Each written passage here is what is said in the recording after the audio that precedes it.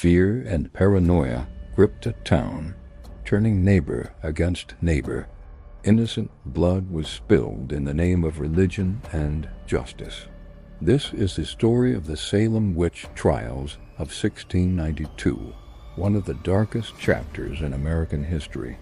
Puritan New England, 1692, a small village nestled in the vast wilderness of the New World. Dark wooden houses huddled together, their windows glowing with flickering candlelight as the wind whispered tales of an unseen terror through the trees. The year before, a group of young girls had fallen ill, afflicted by strange fits and contortions that defied medical explanation. Now they are recovered, but the memory of their illness lingers like a half-forgotten nightmare.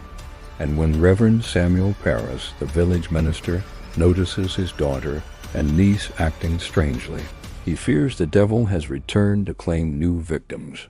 The girls huddle in a darkened room, their faces pale and drawn in the flickering candlelight. They cry out in unison, their voices echoing in the stillness, and accuse their neighbors, Tituba, a Native American slave, Sarah Good, a beggar, and Sarah Osborne, a homeless woman, of consorting with the devil and afflicting them with witchcraft.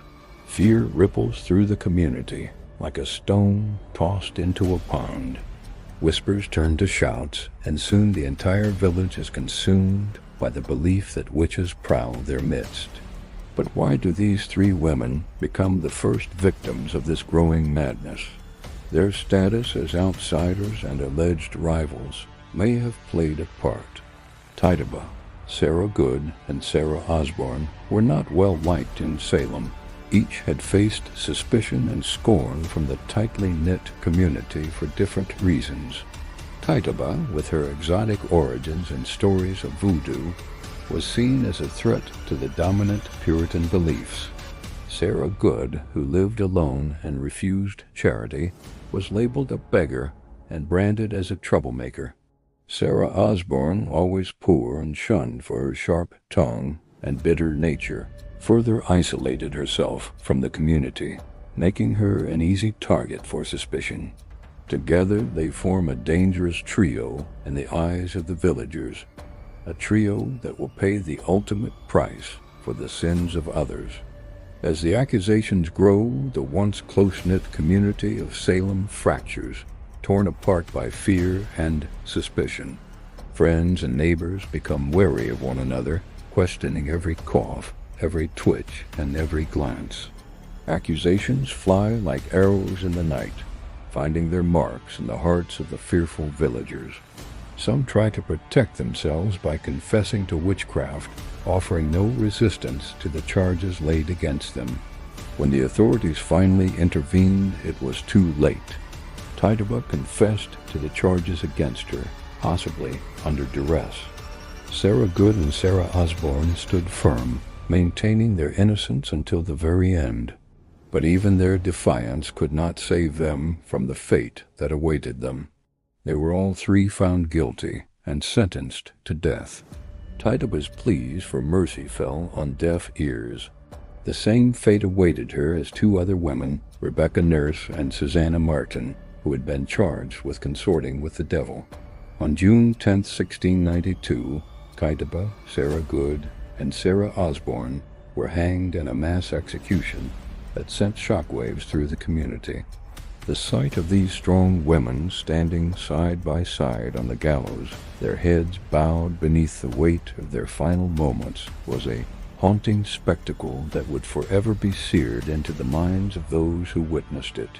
In their last moments, their quiet dignity was a testament to their enduring spirits, a silent defiance against the injustice of their fate. As the noose was adjusted around their necks, their pleas for mercy echoed in the stunned silence of the crowd. The magistrate, Samuel Sewell, offered them a last chance to confess, believing that their acknowledgement of guilt would bring a swift and merciful end to their suffering. However, their decision to remain steadfast in their innocence sealed their fate. With a final prayer from Reverend John Halley, the trap was sprung, cutting short their lives and casting a long shadow over Salem. By the end of August 1692, the frenzy had taken the lives of 14 people. Finally, the governor stepped in, ending the reign of terror. Of the 14 souls taken by the hangman's noose, only a few had been men. The majority were women, many of them well-respected members of the community, which made their accusations all the more shocking and their deaths all the more tragic. Among them were Rebecca Nurse, a pillar of the church, and Martha Carrier, known for her piety and good works. These were not the kinds of people the community expected to find on the devil's list, which made their inclusion in the trials all the more bewildering. Yet they, along with many others, became casualties of a system that prioritized fear and superstition over reason and justice. Now that sanity has returned, the people of Salem must come to terms with what they have done. Many began to question the validity of the trials, wondering how they could have been so wrong. Apologies were issued to the families of the victims, but these could not undo the damage that had been done. The scars of betrayal and loss ran deep in the community, serving as a constant reminder of the terrible price they paid for succumbing to the hysteria. The Salem Witch Trials left an indelible mark on the community, shaping its identity for years to come. It was a cautionary tale of how easily a community could be torn apart by fear, and the importance of safeguarding against such tragedies in the future. In the wake of these horrifying events, the leaders of Salem vowed to learn from their mistakes and take measures to prevent such atrocities from ever repeating themselves. The legacy of the Salem Witch Trials serves as a stark reminder of the potential for darkness that exists within human nature. It was a chilling testament to the power of fear, the destructiveness of unchecked hysteria, and the tragic consequences of sacrificing justice at the altar of blind faith. Imagine waking up in a world where every shadow seems to hold a witch, where every cough could be a sign of witchcraft, and where your neighbor could be your worst enemy. Welcome to Salem in 1692. This sleepy village, nestled in the heart of America's colonial wilderness, was about to be turned upside down by a wave of fear and paranoia that would sweep through the town like a plague. As the sun rose over Salem, it illuminated a town on edge. The trials were over, and the dust had settled, leaving behind a community broken by the events of the past months. But peace was a luxury Salem could not afford. Whispers still echoed in the wind, carrying tales of curses and vendettas that had been set in motion during the height of the witch hunt. The trials might be over, but the battle for justice had just begun. Amidst the ruins of their shattered community, the people of Salem began the arduous task of picking up the pieces.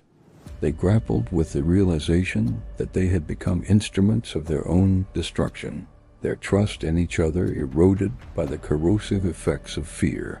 The process of healing was slow and painful, much like the process of untangling a Gordian knot.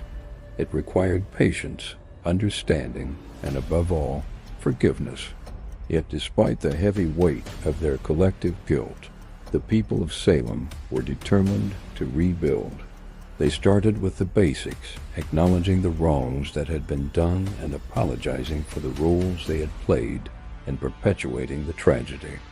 They reached out to the families of the accused, offering words of remorse and pledging to honor the memory of their loved ones.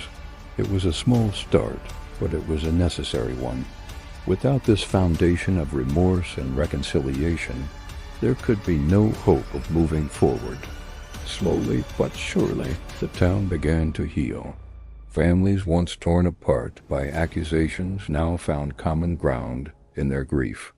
Neighbors who had turned against each other now reached out a hand of forgiveness. It was a painstaking process, but the bonds of community proved stronger than the chains of hatred. The trials had exposed the fault lines in their society, but they had also revealed the strength and resilience of the human spirit. Yet even as Salem began to heal, it never forgot.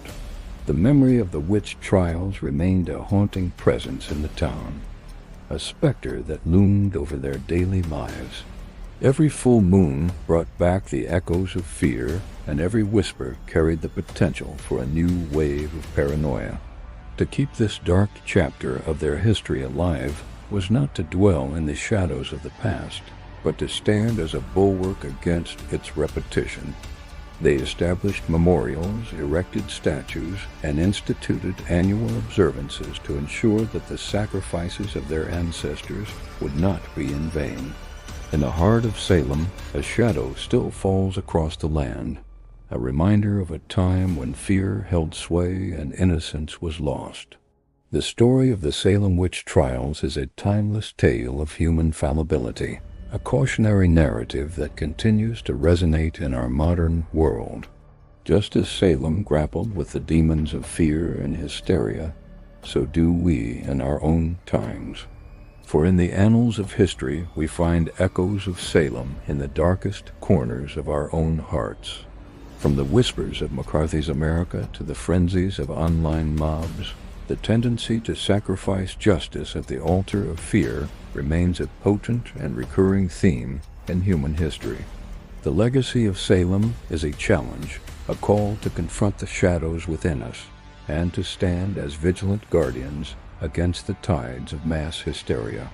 The true horror of Salem lies not in the past, but in the potential for its darkness to reside in our own present and future. Let us draw strength from the resilience of those who suffered and honor their memory by remaining ever vigilant.